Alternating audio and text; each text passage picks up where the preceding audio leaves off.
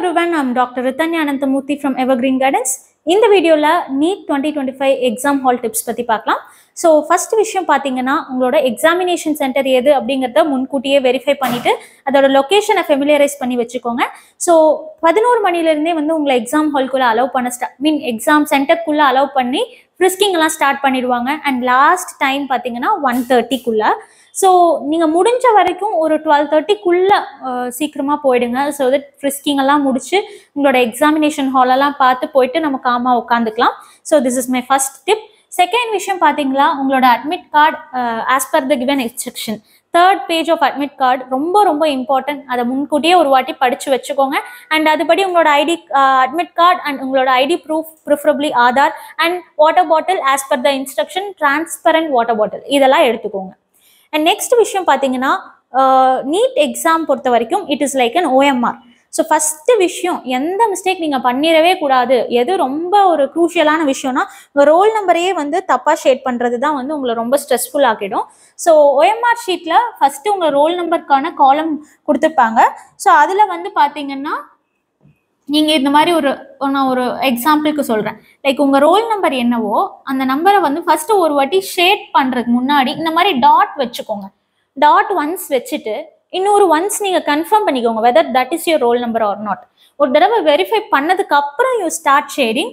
அது ஷேட் பண்ண போது லைக் ஃபஸ்ட்டு ஒரு அவுட்லைன் போட்டுட்டு அதுக்கப்புறம் you shade in the middle. So that அது வந்து கொஞ்சம் ப்ராப்பராக இருக்கும் அண்டு இவாலுவேஷனுக்கும் வந்து ஓகேவாக இருக்கும்.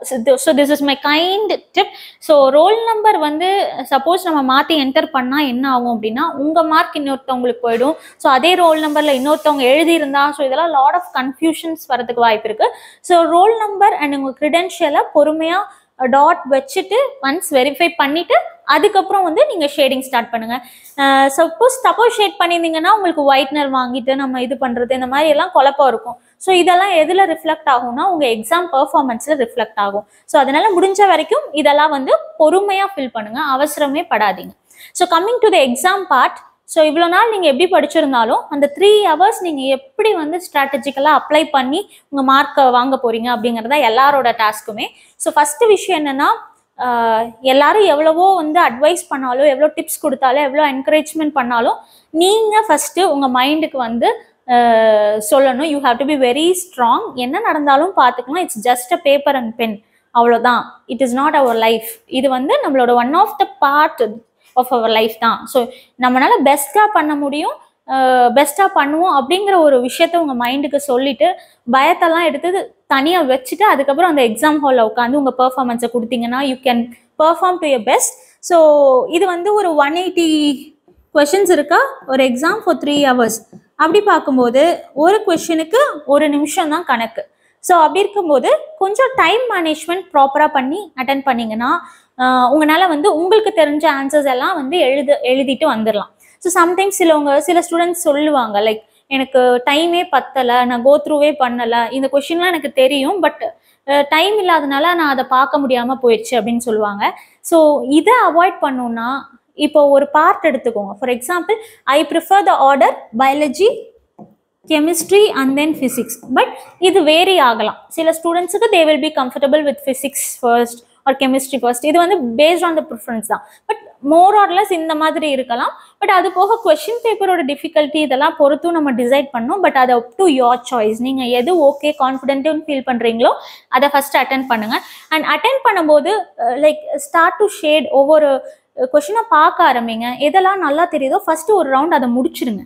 அதுக்கப்புறம் வந்து ஒன்ஸ் உங்களுக்கு ஓரளவுக்கு தெரிகிறதெல்லாம், லைக் ஓரளவுக்கு தெரிகிறது அப்படின்னா எதுவுமே தெரியாத ஆப்ஷனில் அதை சூஸ் பண்ணுறதுக்கு பதிலாக 2 ஆப்ஷனில் எனக்கு ஒன்று கரெக்டுன்னு தெரியும், அந்த மாதிரியான கொஷின்ஸ் எல்லாம் அட்டென்ட் பண்ணுங்கள்.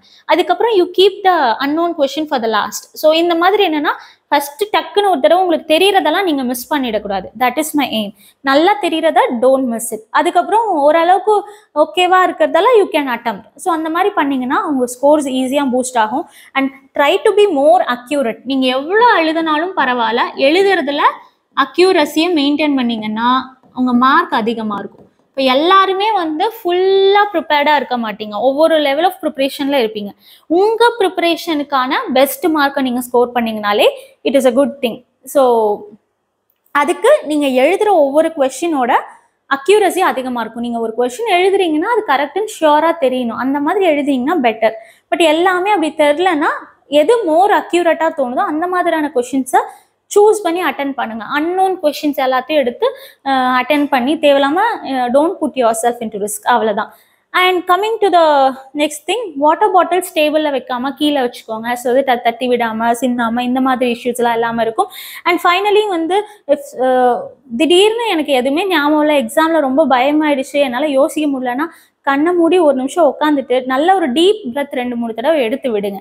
அதுக்கப்புறம் nothing it is just an ஒரு எக்ஸாம், ஒரு பேப்பர் ஒரு பென் இவ்வளோதான் அப்படின்னு நினச்சிட்டு ஃப்ரீயாக உட்காந்து எழுதுங்க. And drink some water if you need, whenever you need. கொஞ்சம் ஹைட்ரேட்டடாக வச்சுக்கோங்க. அண்ட் இதெல்லாம் பண்ணிங்கன்னா கண்டிப்பாக அவங்க எல்லாருனாலையும் வந்து நல்லா பெஸ்ட்டாக பண்ண முடியும்னு நம்புகிறேன்.